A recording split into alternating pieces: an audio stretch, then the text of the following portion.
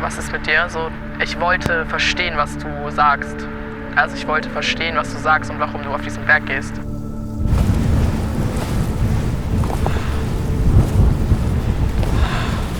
Wenn man jetzt an eine Person, die in den Outdoors unterwegs ist oder auf den Berg steigt, dann denkt man vielleicht nicht an mich. 1, 2, 1, 2, 3.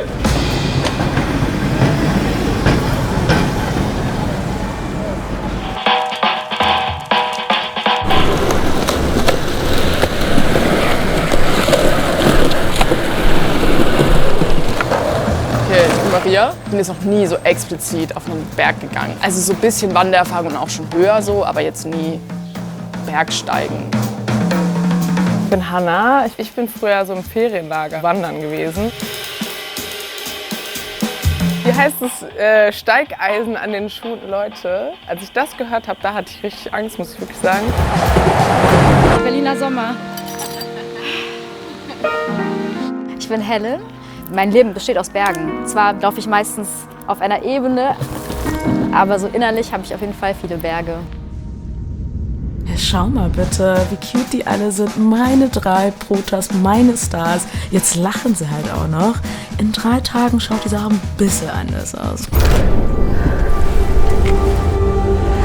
Ich habe immer davon geträumt, mit dem mal zusammen so richtig Berg zu besteigen. Ne? So 4000er auf extrem. Warte mal kurz, Schatz, stopp. Ja, das bin ich, Salad. Ich habe Legendary gegründet und Bergsteigen und ich, Love-Hate Relationship. Bergauf, why? Und dann bist du oben und es gibt wirklich nichts Geileres als das.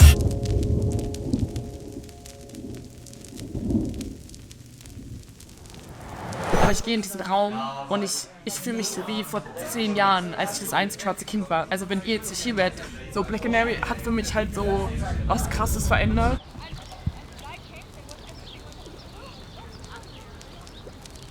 Es gab in der Umgebung, in der ich aufgewachsen bin, keinen Zugang zu so Sachen wie Yoga, weil das sehr migrantisch geprägte Communities waren.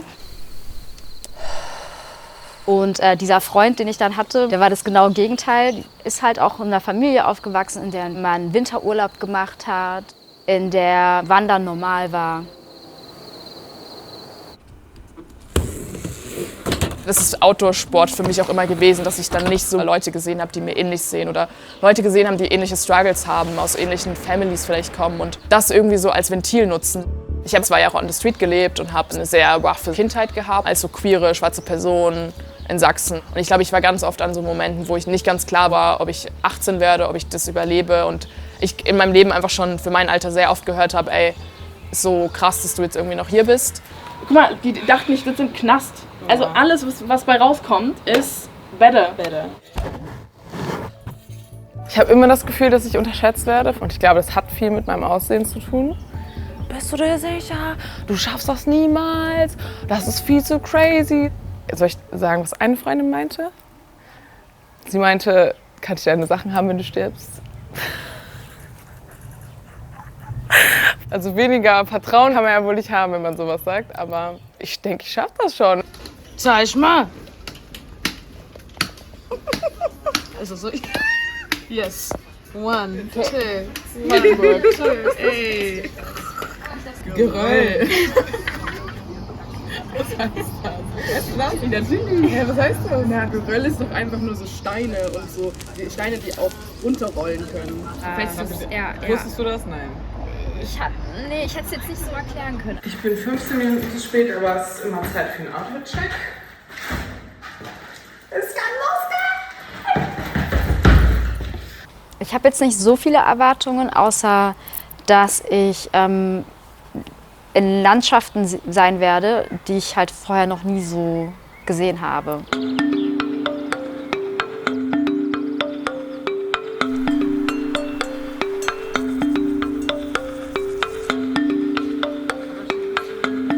Der Grund, warum ich mich schon immer in so neue Situationen reinwerfen konnte, ist eine Unfähigkeit, sich in die Zukunft reinzufühlen. Und oft ist es dann so, wenn ich dann mittendrin bin in der Erfahrung, denke ich mir so, oh mein Gott, daher fühle ich mich gut. Was delusional. Also wirklich Delulu Expert 5000. Ich könnte mich nicht besser fühlen.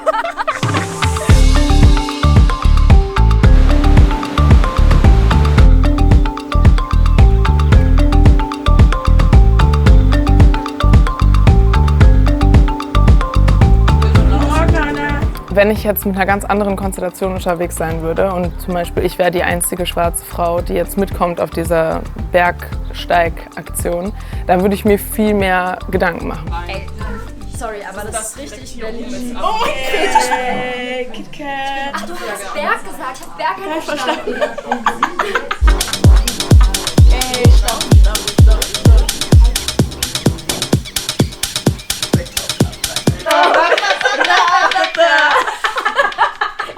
Ja, ich finde es voll gut, aber ich finde es wie gesagt viel zu wenig. Man sieht es ja kaum.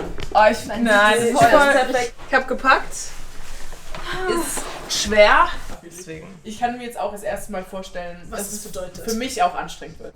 Einatmen. Ausatmen. Noch einer. Einatmen. Ausatmen. Auch wenn der Regen da draußen echt ASMR-Gold ist, findet keine von uns so richtig Schlaf. Irgendwie ist alles so surreal. Morgen einfach endlich wieder mal was zum ersten Mal machen. Morgen gehen wir diesen Berg echt hoch. Machen wir natürlich nicht alleine, haben uns Pionierin Suzanne dazu geholt, die erste Bergführerin der Schweiz, Alpha-Frau. Manchmal mache ich mit dem Stock, dass ich noch so laufe und das dann hier so noch mache. Ja, okay, es geht los. Die wissen halt auch nicht, worauf sie sich eingelassen haben. Hannah, she beauty, she grace. Helen, from stress to blessed, nichts kriegt sie aus der Ruhe. Von Maria einfach kein Berg sicher, hier mit den Vibes.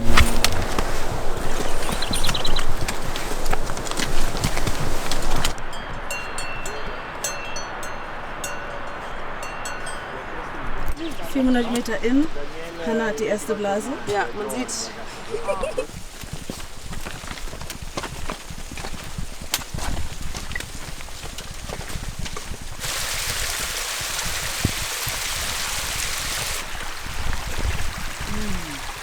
Gurscha.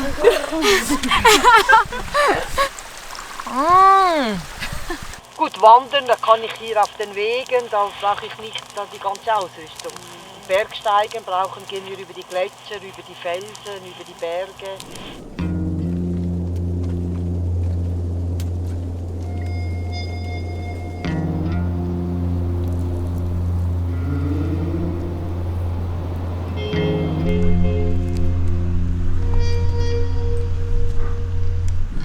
Two types of Bergsteigerinnen. Suzanne und Hannah.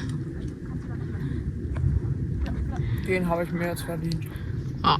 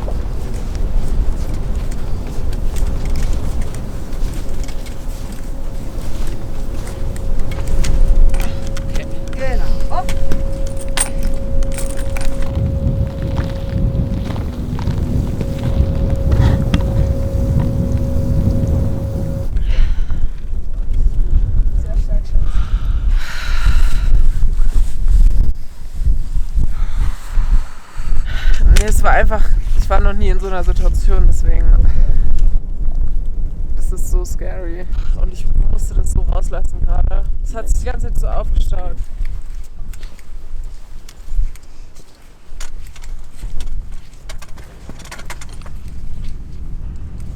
Hütte!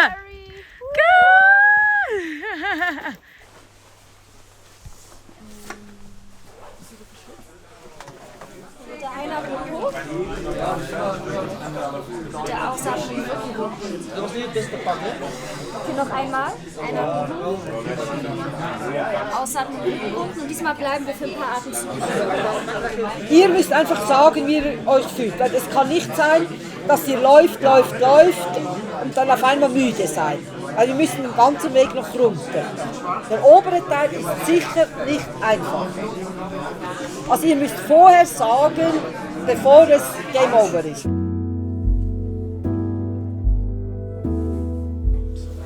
Ich habe Angst. Aber du sagst, wenn die Angst so, ich will das eigentlich nicht machen. Weil this is already insane, dass ihr hier seid und das gemacht habt. Hättest du vorher gedacht, dass du Angst haben kannst, so richtig davor? Ich muss auch sagen, ich habe nicht so Ängste. Ich glaube, es wird tough. Schon zu sagen, ey, ich bin Maria und ich habe auch Angst. Voll. Das heißt nicht, dass du es nicht schaffen kannst, aber das ist voll stark. Vor morgen habe ich Angst, aber gar nicht vor dem, dass wir das machen, sondern für mich ist es, glaube ich, schon, ich muss was tun, damit Leute stolz auf mich sind. Ich muss was tun, damit ich hier sein darf. Ich bin immer gezwungen, gute Entscheidungen zu treffen oder ich bin immer gezwungen, durchzuhalten. Egal, ob ich gerade gerne sagen würde, ich brauche eine Pause. Die Angst davor, dass eine Gruppe nicht den nächsten Schritt machen kann, auch meinetwegen. Wir müssen immer irgendwie durchhalten. Oder wollen andere nicht enttäuschen. Zu sagen so, hey Leute, ich kann nicht mehr. Und das also zu sagen, so okay damit zu sein, dass halt alle meinetwegen sozusagen zurückgehen müssen.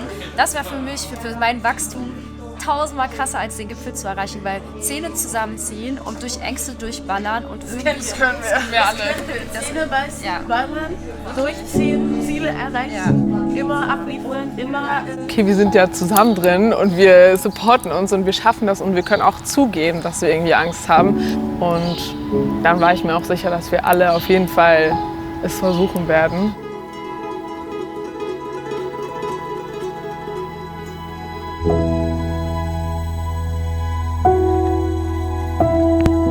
Ich weiß nicht, kann ich das überhaupt machen? Traue ich mir das zu? So, ich habe einfach mega Angst. Und nachher kommen wir auf den Gletscher und am Gletscher müssen wir am Seil laufen. Wenn ich mich eine Sekunde hingesetzt hätte und wirklich mal darüber nachgedacht hätte, was das wirklich bedeutet, dann hätte ich es wahrscheinlich niemals gemacht.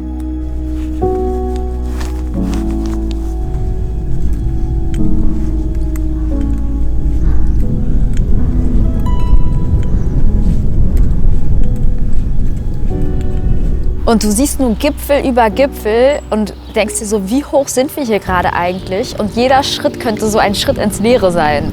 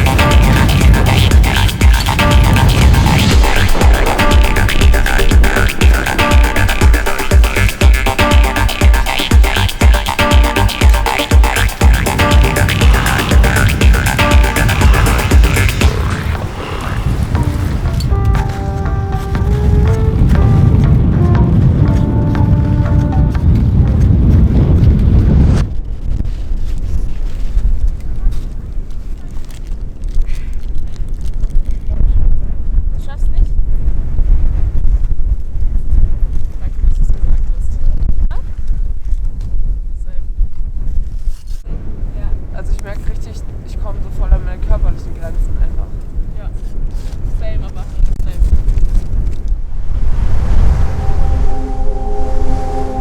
Wenn ich da stehen würde und wüsste, ich kann nicht mehr, ich kann das nicht sagen, ich kann das nicht, weil für mich sich für immer so anfühlen würde, als hätte ich euch damit reingezogen, dass ich das schaffe. Weißt du, was ich meine? Und wenn du das aber sagen würdest, wäre ich so voll gut. Richtig schön, dass du zu deinen Grenzen stehst.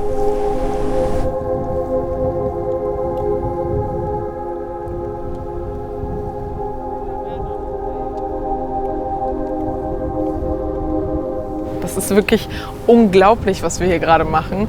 Und das reicht mir. Ich brauche jetzt nicht noch diese 200 Höhenmeter Gipfel. So, das ist schon echt krass. Und dann war Maria auch so, ey, danke, dass du sagst.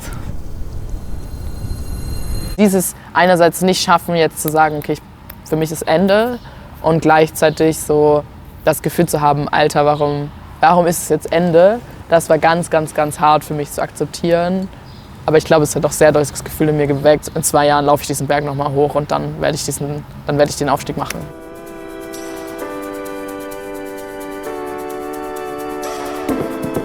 Das war die erste Outdoor-Erfahrung, die ich mit solchen Leuten gemacht habe. Wir wollen viben, wir wollen cute aussehen und halt nicht so, wir müssen jetzt sofort auf den Gipfel auf Krampf.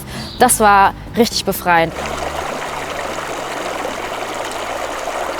Ich glaube, das könnten wir halt auch voll mit dieser Aktion erreichen, dass sich danach halt so viele Leute hoffentlich halt denken, wenn die das geschafft haben, dann kann ich das auch.